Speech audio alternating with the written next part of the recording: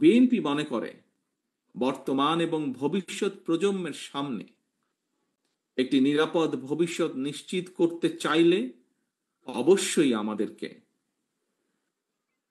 প্রচলিত ধারার রাজনীতি থেকে বেরিয়ে আসতে হবে। এখানে একজন বক্তা উল্লেখ করেছেন প্রতিশোধ, প্রতিহিংসা।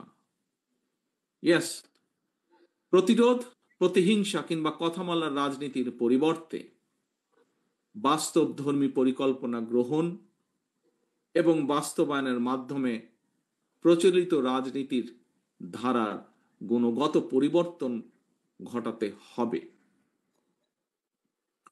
প্রিয় সহকর্মীবৃন্দ, বর্তমানে সমগ্র বিশ্ব আর্টিফিশিয়াল ইন্টেলিজেন্সের যুগে প্রবেশ করছে।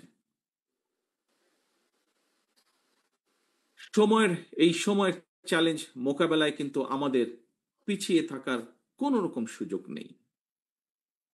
এই সময়ের চাহিদার দিকে লক্ষ্য রেখে বিএনপি ইতিমধ্যেই বিভিন্ন সেক্টরকে চিহ্নিত করে সুনির্দিষ্ট এবং সুচিন্তিত পরিকল্পনা বা পলিসি নির্ধারণ করছে।